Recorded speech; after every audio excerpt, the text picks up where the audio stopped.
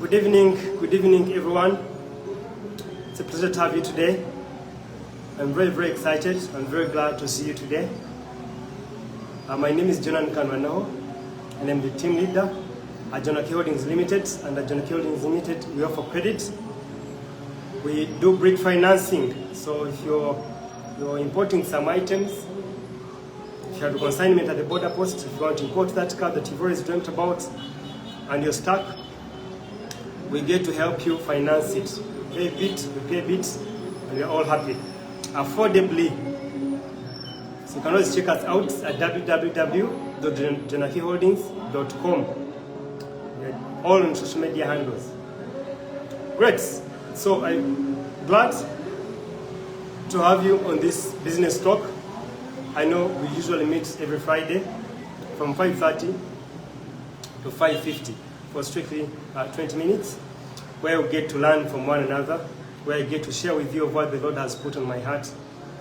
Because this money lending business, or this, giving credit, we've run it for the last 10 or so years, and I think that there's a lot that I've learned that is beneficial, not only to other lenders, but also to the clients themselves.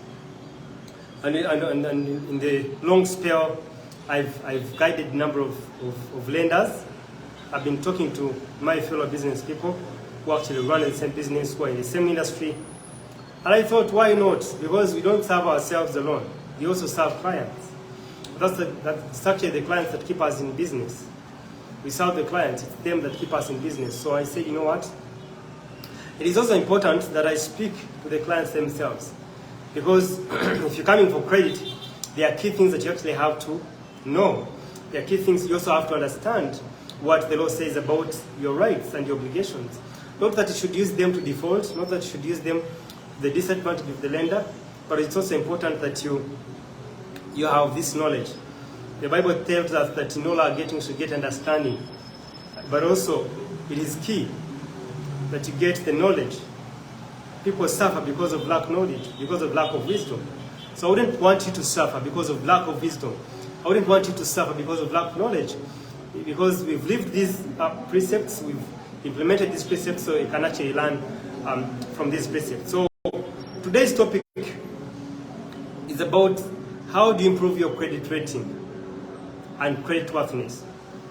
Because, as I said, we serve clients, we serve customers. We are in business because you give us business.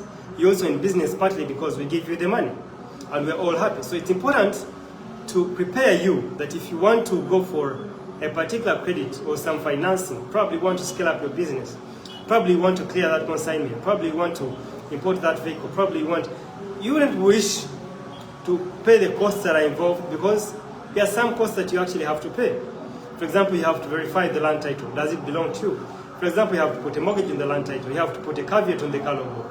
You have to value the logbook. You have to put a tracker in the logbook. All these are costs. So it's important that before you part with these costs, you actually know, or you have 100% or 90% certainty that, I'm going to get this money.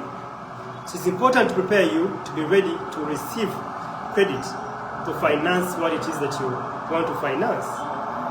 Because then you will not qualify for the credit and it will affect you, especially when you've already met the cost that is required. So there are a few things I want to share with us if you have to be credit worthy. The first one, you should be bankable. What I mean is you should have a bank account. If you've been transacting informally, whether you're operating in Kikubo, whether you're operating in downtown, whether you're operating irrespective of the business, it is important to have a bank account. Not you as an individual. Yes, it's key for the individual to have a bank account if you're going to borrow against your name as a personal loan. But you see, if you're borrowing for business and it's a business loan, I need to look at the financials of your business. Your financials as an individual are secondary to this transaction. Why? Because you're borrowing to finance that business. So I'd like to know, is your business able to pay this facility plus the interest? And in assessing, you come secondary because I'll be assessing the business. So if your business is not bankable, if you don't have a bank statement against your business, it becomes very tricky for me, because then I cannot assess you. unless you're taking a personal loan. But if you're taking a business loan, it's important that you have the financials that speak to the business. So it's important that you have a bank account in the names of the company. So if you've been transacting using cash offhand, we've received a number of clients. You know, the client has a collateral. He looks to be having a genuine business. The business seems to be running very well. But because they don't have a bank statement, we cannot give them. Because, see, ultimately our intention is not to foreclose on your property. And you see, that's how people end up in wrong hands. That's how people end up in hands of money lenders who are after their property. You see, because our intention is not to foreclose on your property. Yes, we have seen your property. Yes, it is worth 500 million. And all you want is 100 million. The property can qualify or can secure the amount.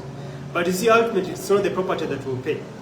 Our intention is not for you to sell the property to pay us, but rather to give you the money, and because you have the cash flows, you can ably come and secure your money or secure your collateral.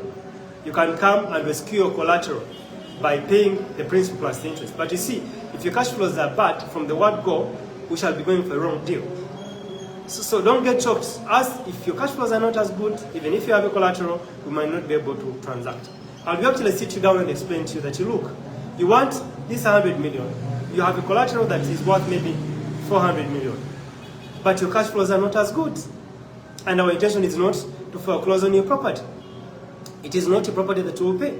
It will be your cash flows where you're getting the incomes that you actually will support you to pay up. So if you're not bankable, if you don't have a bank account as a business, it becomes very tricky to access the facility.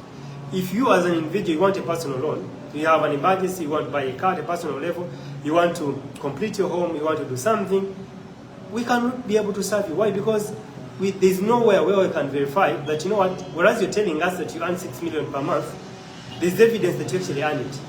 I will not have the evidence of you handling cash of 6 million per month unless you have a statement that testifies to that. So if you've not been banking in the bank, if you don't have a bank statement, if you don't have a bank account, both as an individual but also as a company, go out and open a bank account. And that's what I said in one of the YouTubes, formalizing your business. Because you see, to open a bank account of the business, you actually have to have a license. You actually have to have you have to have registered a company with URSB. So you have to have premises. So there are key things. But also recently, things have been eased up by URSB. You can actually register your business even if you don't have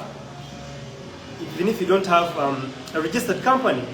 You know, there's an option for registering it, which is very cheap and very affordable. And you can use that registration to go and open a bank account. So it is key that you actually have a registered account, a formalized business, then you can actually have a bank account. And then when you come for credit, when you come for support with financing, it becomes very easy for the company, for Jonaki to give you money, or any other financial institution, even a bank. You cannot come and explain to them that, you know what, me I trade in cash, me I handle cash. You know, I earn this much per month. What proof do you have to confirm that actually 10 million come through your account every month? So you want a busy account. That's the first thing. Secondly, if you want to improve your credit rating, know how to handle your lenders. Know how to handle your lenders. Know how to handle your lenders. Colleagues, things can get haywire. And I've always emphasized, COVID happened. Some businesses struggled.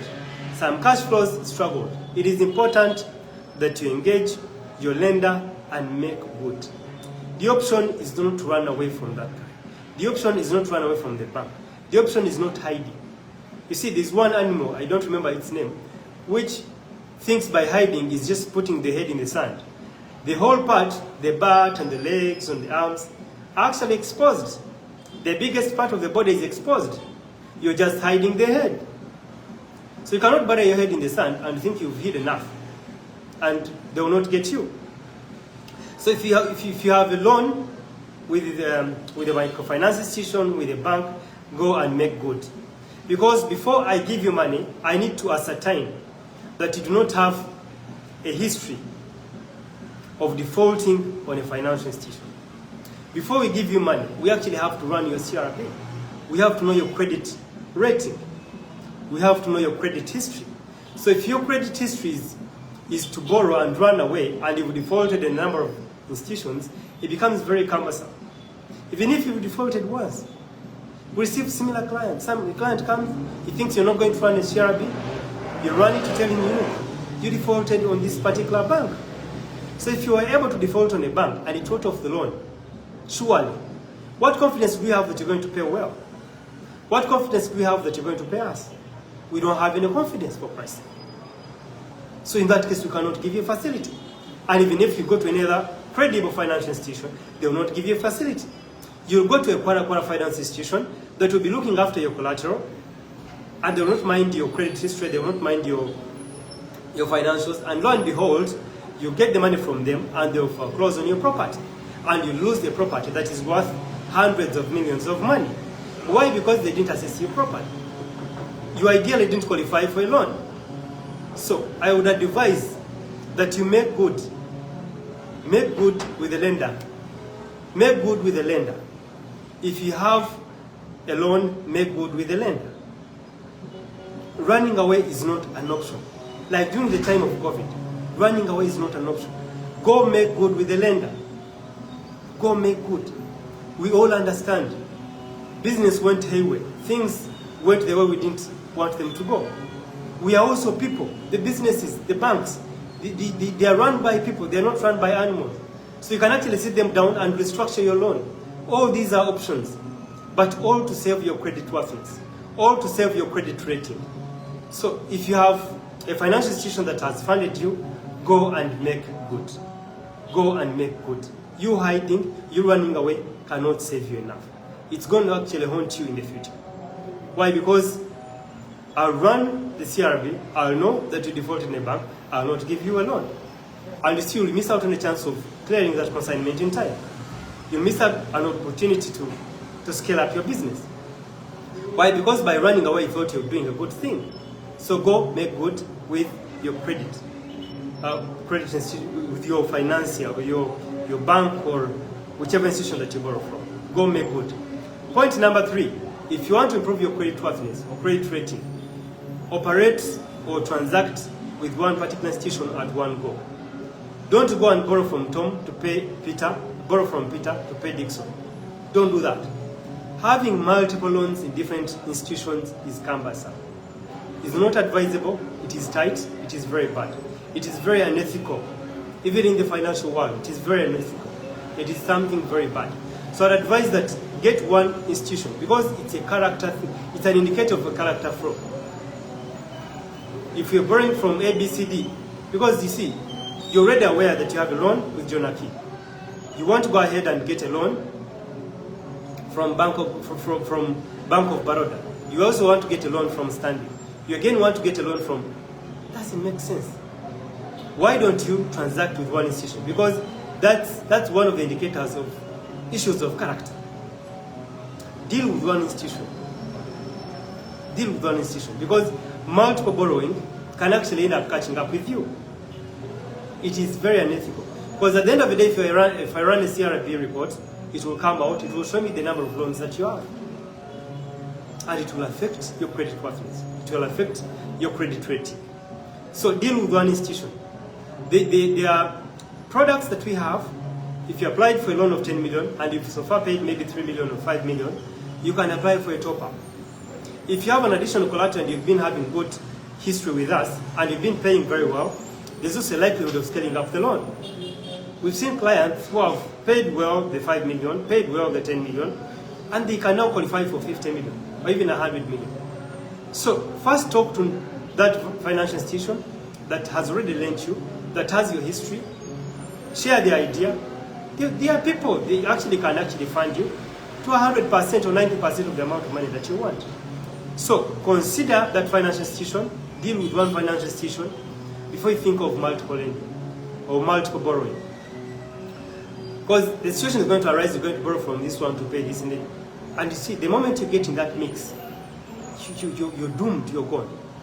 It's a very bad thing. It will affect your credit rating, because you see, whichever days that you take in arrears, they reflect on your CRB. They reflect on your statement. I will know that you got money from Jonaki and you defaulted or you fell short on your payment several times by a number of days. So if you go to another institution, they will pin you on that and say, no, you struggle to pay. So what confidence do I have that, when I give you more money, you actually will be able to pay? So in that way, your credit rating is affected, and ultimately you lose the chance or the opportunity to access money as and when you need it. Because look, opportunities will knock. You may be there and you say, I cannot borrow, but an opportunity will come and just needs quick money. And the only option that you have is come to Jonaki that processes the facility maybe in 12 hours. If you go to the bank, they tell you come after 3 months, or they toss you back and forth. That's why I tell you that as we do bridge financing. So if you don't have these things in place, or if you are not aware, it's important to start working on them. It's important to start working on them. Because then you'll have a rapport with your financier, and then it will be a very good thing. The final thing, which is exclusive of Jonaki, is that once you have been a very faithful and good client, you have an option of transacting with us even if you don't come to office. There's an option for online transaction. But even when you're out of the country, you can actually transact. Why? Because we already have the confidence. We already have the confidence with you being able to pay. We've walked the journey with you. We have grown with you. So you can enable even ease your way of transacting. You don't have to physically come. Why? Because you've been a good client. We've worked with you. We've grown with you. So all that is based on your credit worthiness, on your credit rating. Some institutions actually get recommendations. Say, no, you borrowed from someone, so can I first get a recommendation? Some employers even require you to produce some of these letters from your lenders. Sometimes it's a letter of undertaking to commit. So it's important to make good. It's important to make good. It's important to be credit worthy. There are some positions you have to hold in the institution that you have to hold in the institution by the position of how you handle your finances. Just because you handle your finances bad, you'll miss out on a particular position, even if you're formally employed.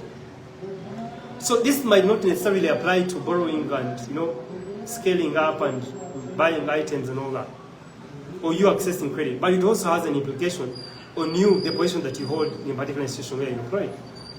They may want to see how you've been handling the finances because they know that the way you're not separate from yourself.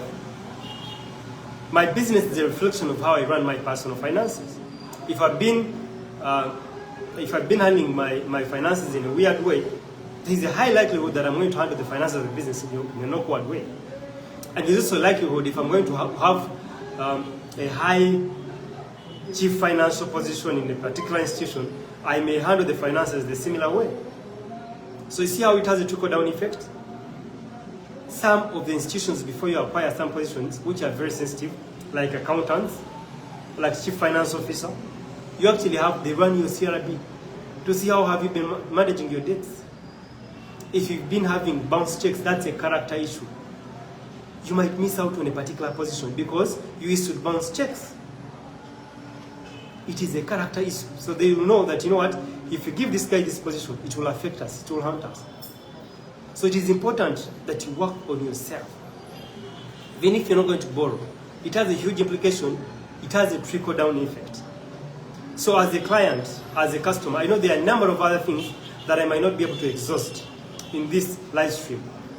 There are a number of other things, but these I've highlighted are very, very pertinent to improve your credit worthiness, to improve your credit rating, and also elevate you or help you attain some opportunities or achieve some opportunities that you wouldn't have achieved. That if you handled badly, you actually wouldn't have achieved.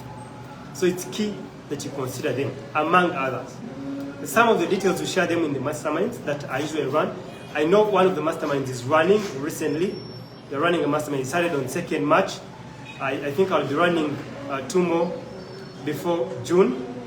So some of the things we get to the detail, we get to share experiences in the masterminds that we actually run. So if you can, if you lend, or if you want to handle your finances, these masterminds are available, they are affordable, and you can actually transform you at a personal level, but also at a business level, and you'll be able to grow. As I've already told you, you need someone to hold your hand. The challenges that you're facing, someone has faced them before. The problems that you have, someone has faced them before. So the earlier you meet that someone, the better, because you see, you will not face similar problems. Or if you meet them, you'll be able to address them. Why? Because you're already interacting with someone who has ever met them and was able to address them. So my intention is for you to grow. And I've always told you, if you learn 1 or 2 or 3 things and go and implement them, I'll be the happiest. Because I'm very sure that I will not have wasted my internet, my data, my time, but also you will not have wasted your time to come here and watch. So I love you. I wish you the very best. May God's hand shine upon you. May He cover you. May He cover your business. May He grow you. And may He shine His face upon you. And definitely, I look forward to seeing you on the top. Up at the top is a very scarcely populated space. So there are a few guys that make it through the shambles to get at the top. So definitely, if you learn things and apply them, if you get someone to hold your hand, you will get at the top. And I'll meet you there. And we shall all be happy. We shall all create employment. We shall all impact our communities. We shall all impact our lives. So I love you all. Enjoy the rest of the Friday evening, based on the country you're in, and the rest of the weekend. As in Uganda, it's a Friday evening, and we're heading to the weekend. God bless you. See you next Friday from 5:30 to 5:50 for 20 minutes. But also you can check out this video on my YouTube channel at Jonan Kanwanaho, and also on our website at www.jonakiholdings.com. See you guys next Friday, and God bless you.